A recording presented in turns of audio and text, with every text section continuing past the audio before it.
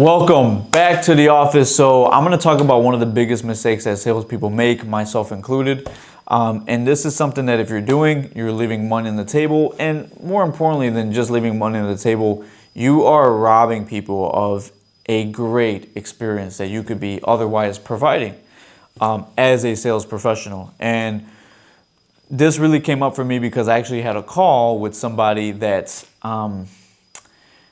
it was one of those calls sometimes where you're kind of dealing with the person in the beginning and you're like, there's no way like this person's joining. Like just off back, like it might be like your intuition or just something, just like something's off here.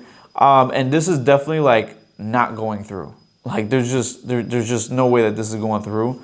And on this call, he was very reserved. He was very like there was nothing I could do to open him up whatsoever. Like every question I asked, I got like one-worded answers or very short, very brief answers. He wasn't willing to open up. And he wasn't like A-type, not like that, but he was just didn't know like what to say or even how to respond. And just like every question I asked, it was just the most negative thing. Like I began the call with asking like, hey, what's something that we could be grateful for? And he was like, that I'm alive. And like, he was serious. Like at first I'm like, am I getting like trolled? But he was being serious. And as I went through the call, it was like, I was at like a crossroads because it was like, this person really needs this. But at the same time, I'm like, this person also needs like a lot of deep work, right? Which we don't provide like therapy. Like that's not what we do. It's more so coaching, which is super helpful. But like I'm like this, like I feel like this person needs, a little bit more. And so I at the end of the day, I wasn't, trying to push the sale on him. It was more so just like, hey, like this is what's available. But, as we progressed through the call, he was even, he mentioned, I asked him like, hey, what happens if nothing changes? It was a consequence question. And he goes, so he answers the consequence. Obviously, like if nothing changes, then he's going to continue like on this path, which obviously sucks. It's not what he likes. And I said, is that something that you're willing to accept? And he goes, yes. And I was like, oh, I've never gotten a yes before for this question. So I was like, I'm genuinely curious. So I was like, why? Like, why? Why are you okay with accepting that? Because at the end of the day, I said his name. Our goal is to help people, but you also have to really want it. So if you're willing to accept like the alternative, like we're not going to be able to help you to the highest capacity because you have to want this just as bad as we do for you. And so, it was, so I challenged him in that way and, we went back and forth, but like, it was so crazy because this person actually ended up like, he was all in once I got done with the presentation, he was all in and he ended up, purchasing and he's a client now. And when I say like you're making a mistake is because sometimes we tend to judge people, based off of like the first interaction. Obviously, like we do snap judgments. It's just part of our psychology, right? I mean, these are things that are hardwired into us. And so if you don't kind of like right away zap yourself out of it and kind of look at the situation from a third person party and also take your own judgment out of it and be like, this person actually needs help, we could create like, okay, I'll say this. I remember like while I was going through the call, because not only was he being like very short and very brief, he was also late to the call as well, right? And so I was just like, this person isn't serious. Like this isn't a serious prospect, like whatever. And I just remember, I'm like in my mind, I'm like, just keep pushing, keep going along with the sale, like actually see how we can help him. And so it was like, I just remember like during the whole call was like internal conflict. But it was like one of those moments where it's like, I'm going to have to actually get to a point in this conversation where I'm going to have to fight for this individual in order to get him in. Right.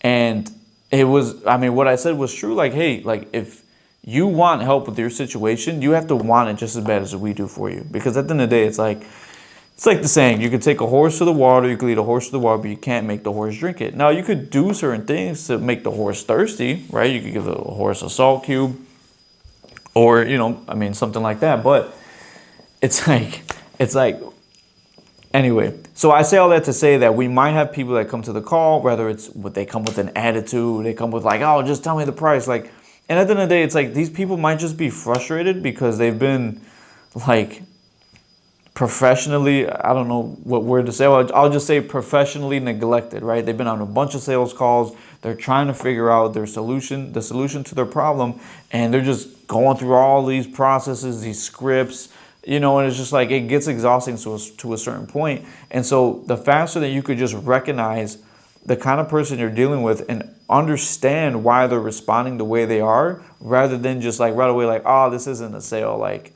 this is kind of point, like stay away, like that is the danger zone. Like, and it blew my mind because like, you know, I'll just say I'm so happy, like, oh yeah, well, you're saying it because you closed them.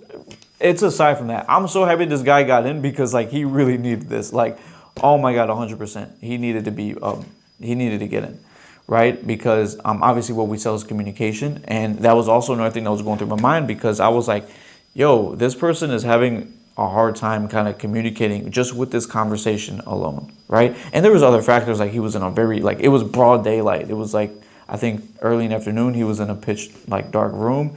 And so it's just like, okay, you know, is there something going on here? So like I said, it's these snap judgments that we make, which are totally normal. It's hardwired into our you know, the lizard part of our brain. But it's just, you have to, we're all intelligent human beings, right? So what I'm saying is we are more intelligent than our snap judgments. So we can easily correct ourselves, but we just have to be able to catch it, right? We have to be sharp enough to know when it's happening so that we catch it to prevent ourselves, because I could have totally like killed that deal and this person wouldn't have gotten the help they needed, right? And that was the whole reason why he even showed up to the call in the first place. Aside from him being late and aside from all that, he showed up because he was aware that he had a problem, and he maybe not so aware like of the details of the problem and how that affects other areas. But hey, that's what the discovery call is for. It's to help people understand that this is not just this problem. This is affecting all these other areas of your life. This is affecting all these other people that are also part of your life. And if you don't get this fixed, you're not only letting yourself down, but everybody else as well. And so, yeah. And I've had calls like this before too, where you know, I'm just like, it's so crazy when you hop on a call and you're like, there's no way this person's buying. Like, there's just no way. And then like I was completely like surprised, right? I was completely surprised, and I was also like, good job, Mr. Prospect, and good job for myself for, you know, not turning him away or you know, anything like that. Because, you know, another thing too, which is a huge thing, is it's like you build your buyer. So like you build that. So if you're dealing with somebody that is like you recognize, like it's a Karen or something like that, like you will make that person come out, right? If you treat them that way. And so if something, like I'll just give you an example. If somebody comes to the call demanding information, and when I say demanding, I'm not like they're yelling, but they're like, oh my God, can we just get to the point? It's just like, you know, can you just tell me the price or whatever? It's you have to recognize where they're at, and it's just like, yeah, I mean, you know, we can do a few things. I mean, like, it sounds like you've been in a bunch of calls like this before. Like, does that sound right? Yeah, I have. Okay, wow. Let's get you the information as fast as possible, and I'll be in and out of your hair like shampoo, right? Something like that. But with the person I dealt with, was completely different. So I wanted to share that story. Hopefully it resonates, because I think we've all, especially if you're in sales or you deal with clients, I think we've all had people that have, you know, it's like kind of rare, but they do come in and they surprise you, right? It's just like, wow, like I didn't think this person was, for one, going to join, two, like achieve these kind of results. And it's such a beautiful thing, because like, you never know what people are capable of. I mean, hell, we don't even know what we're capable of half the time, right? That's why we hire coaches, because they could see potential in us that we can't necessarily see, right? You can't read the label from inside the bottle. Like, that's the biggest thing. So you have to take yourself out, or have somebody that can from the outside and give you constructive criticism, feedback. I mean, I love coaching for that very reason, right? So I'll wrap it up with that. Let me know if you've ever had a client, a sales call, prospect, anything like this happen to you before. I love hearing people's stories and how they overcame it, and especially if they were able to get them in. Like that's what we're here for. That's what we do. Otherwise, we wouldn't be needed, right? So we also want to give people the experience of joining the program itself. Like that's so huge.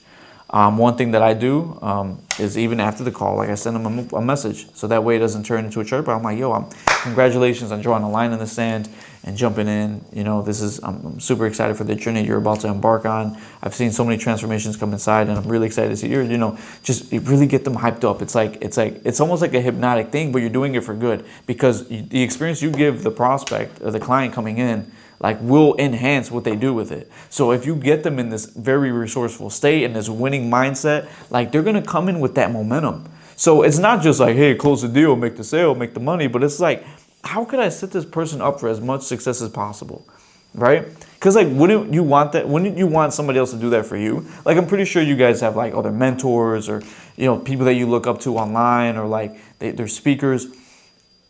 Imagine if you were able to hop on a call with this person, join their program, and they just put you through this whole, like, you know, I mean, some people be like, oh, I don't like that. I just like, I'm all logistical. Okay, that's fine. But not everybody's like that, and some people do need the experience of everything, right? Even when you shop designer. Anyway, I could go on tangents all day, so I'll wrap it up with that. Let me know if any questions came up. What were some insights, takeaways from this video? Maybe experiences that this reminded you of. I would love to hear you guys' story. And yeah, I'll see you guys in the next one. Peace.